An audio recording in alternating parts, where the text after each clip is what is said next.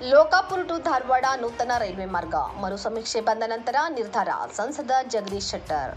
ಹೌದು, ಲೋಕಾಪುರದಿಂದ ರಾಮದುರ್ಗ ಸವದತ್ತಿ ಮಾರ್ಗವಾಗಿ ಧಾರವಾಡ ನೂತನ ರೈಲ್ವೆ ಮಾರ್ಗದ ಮರು ಸಮೀಕ್ಷೆಯ ನಂತರ ಅಗತ್ಯ ಕ್ರಮ ಕೈಗೊಳ್ಳಲು ಮನವಿ ಮಾಡಲಾಗುವುದೆಂದು ಬೆಳಗಾವಿ ಸಂಸದರಾದ ಮಾನ್ಯ ಜಗದೀಶ್ ಶೆಟ್ಟರ್ ಅವರು ತಿಳಿಸಿದರು. ಬೆಳಗಾವಿ ಜಿಲ್ಲೆಯ ರಾಮದುರ್ಗ ಪಟ್ಟಣದ ಮಿನಿ ವಿಧಾನಸೌಧದ ಎದುರಿನ ಕುದುರೆಬೈಲು ಮೈದಾನದಲ್ಲಿ ಬುಧವಾರ ಸರ್ಕಾರ ಬಾಯ್ಸ್ ವತಿಯಿಂದ ಹಮ್ಮಿಕೊಂಡಿದ್ದ ಕ್ರಿಕೆಟ್ ಟೂರ್ನಮೆಂಟ್ ಅನ್ನು ಉದ್ಘಾಟಿಸಿದ ಸಂಸದ ಜಗದೀಶ್ ಶೆಟ್ಟರ್ ಅವರು ಸರ್ವ ಕ್ರೀಡಾಪಟುಗಳಿಗೆ ಶುಭ ಕೋರಿದರು. ನಂತರ ಮಾಧ್ಯಮದವರೊಂದಿಗೆ ಮಾತನಾಡಿ, ಲೋಕಾಪುರದಿಂದ ಧಾರವಾಡ ನೂತನ ರೈಲ್ವೆ ಮಾರ್ಗಕ್ಕಾಗಿ ಕೋವಿಡ್ ಸಂದರ್ಭದಲ್ಲಿ ಸಮೀಕ್ಷೆ ಆಗಿತ್ತು. ಆದರೆ ಅದರಲ್ಲಿನ ಕೆಲವು ದೋಷಗಳ ಕಾರಣ ವರದಿಯು ಫಲಪ್ರದವಾಗಿಲ್ಲ. ಆದ್ದರಿಂದ ಈಗ ಲೋಕಾಪುರದಿಂದ ಧಾರವಾಡ ನೂತನ ರೈಲ್ವೆ ಮಾರ್ಗಕ್ಕಾಗಿ ಮರು ಸಮೀಕ್ಷೆ ಮಾಡಬೇಕೆಂದು ನಾನು ಈಗಾಗಲೇ ಕೇಂದ್ರ ರೈಲ್ವೆ ಸಚಿವರಿಗೆ, ರೈಲ್ವೆ ಜನರಲ್ ಮ್ಯಾನೇಜರ್ ಅವರಿಗೆ ಮನವಿ ಮಾಡಿದ್ದೇನೆ. ಇದಕ್ಕೆ ಇಬ್ಬರು ಕೂಡ ಸಕಾರಾತ್ಮಕವಾಗಿ ಸ್ಪಂದಿಸಿದ್ದಾರೆ.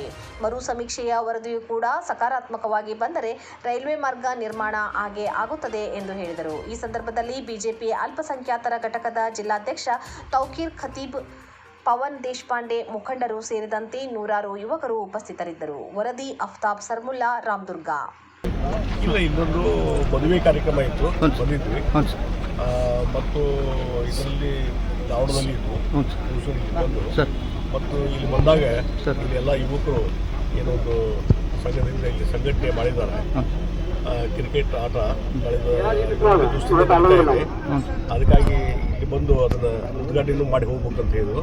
ಆ ಹಿನ್ನೆಲೆಯಲ್ಲಿ ಇಲ್ಲಿ ಬಂದಿದ್ದೆ. ಕ್ಲಾಸ್ ಸಮೀಕ್ಷೆ ಮಾಡ್ರಿ ಅಂತ ಹೇಳಿ. ಯಾಕಂದ್ರೆ 17-18 ಇಶ್ಯೂದಲ್ಲಿ ಆಗಿತ್ತು.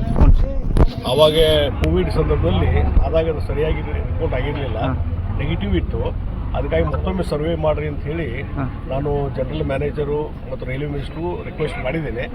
ಅದು ಒಂದು ಹಂತದಲ್ಲಿ ಪ್ರೊಸೆಸ್ ನಡೀತಾ ಇದೆ ಮತ್ತು ಜನರಲ್ ಮ್ಯಾನೇಜರು ಅದಕ್ಕೆ ಈಗಾಗಲೇ ರಿಪೋರ್ಟ್ ಕೊಟ್ಟಿದ್ದಾರೆ, ಒಂದು ಟ್ರಾಫಿಕ್ ಸರ್ವೆ ಮಾಡ್ಬೋದು ಅಂತ ಹೇಳಿ. ಅದಕ್ಕೆ ಮತ್ತೆ ಈಗ ನೆಕ್ಸ್ಟ್ ವೀಕ್ ನಾನು GM ಜೊತೆ ನಿಮ್ಮ ಮೀಟಿಂಗ್ ಮಾಡ್ತಾ ಇದ್ದೇನೆ.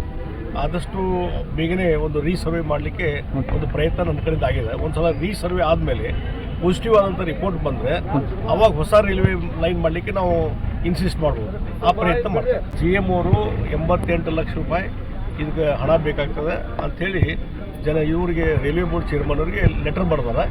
ಅದಕ್ಕೆ ಅದು ಒಂದು ಪ್ರಯತ್ನ ನಡೀತಿದೆ. ಆ ರಾಹುಲ್ ಗಾಂಧಿ ಹಿಡ್ಕೊಂಡು ತಂಗಡಿ ಅಂತವರು ಭಾಳ ಚಿಲ್ಲರಾಗಿ ಮಾತಾಡ್ತಾರೆ. ಯಾಕಂದರೆ ಅವರಿಗೆ ಚುನಾವಣೆಯಲ್ಲಿ ಗೆಲ್ಲಿಕ್ಕೆ ಆಗ್ತಾ ಇಲ್ಲ. ಎಲ್ಲ ಚುನಾವಣೆಯಲ್ಲಿ ಈಗ 20 ರಾಜ್ಯಗಳಲ್ಲಿ ಭಾರತೀಯ ಜನತಾ ಪಾರ್ಟಿ NDA ಸರ್ಕಾರ ಇದೆ ಮತ್ತು ಬಹುಶಃ ರಾಹುಲ್ ಗಾಂಧಿ ನೇತೃತ್ವದಲ್ಲಿ ನೂರಾರು ಚುನಾವಣೆಯಲ್ಲಿ ಸೋತಿದ್ದಾರೆ ಮತ್ತು ಎಲ್ಲ ರಾಜ್ಯಗಳಲ್ಲಿ ಆಲ್ಮೋಸ್ಟ್ ಸೋಲುವಂಥದ್ದು ಮತ್ತು 4ನೇ ಸ್ಥಾನಕ್ಕೂ 5ನೇ ಸ್ಥಾನಕ್ಕೆ ಕೊಟ್ಟಿದ್ದಾರೆ ಕಾಂಗ್ರೆಸ್. ಆ ಹಿನ್ನೆಲೆಯಲ್ಲಿ ಅವರಿಗೆ ಟಾಲರೇಟ್ ಮಾಡಲಿಕ್ಕೆ ಆಗ್ತಾ ಇಲ್ಲ. ಜನರ ವಿಶ್ವಾಸ ಹೋಗಿದೆ. ಅದ್ರ ಬದಲಿ ಕೆಟ್ಟದಾಗಿ ಮಾತಾಡುವಂಥದ್ದು, ಕೆಟ್ಟದಾಗಿ ಟೀಕಾ ಮಾಡುವಂಥದ್ದು, ಅದನ್ನು ಒಂದು ಹಂತದಲ್ಲಿ ನಾವು ಕಂಡಮ್ ಮಾಡ್ತೀವಿ. ಆದರೆ ಎಲ್ಲದಕ್ಕೂ ರಿಯಾಕ್ಷನ್ ಕೊಡ್ಲಿಕ್ಕೆ ಆಗೋದಿಲ್ಲ. ಅವರು ಕೆಳ ಹಂತದಲ್ಲಿ ಭಾಷೆ ಉಪಯೋಗ ಮಾಡೋಕ್ಕೆ ನಮಗಾಗೋದಿಲ್ಲ ಮತ್ತು ಅದರಿಂದ ಮೋದಿಯವ್ರ ಇಮೇಜ್ಗೇನು ಕಡಿಮೆ ಏನಾಗೋದಿಲ್ಲ.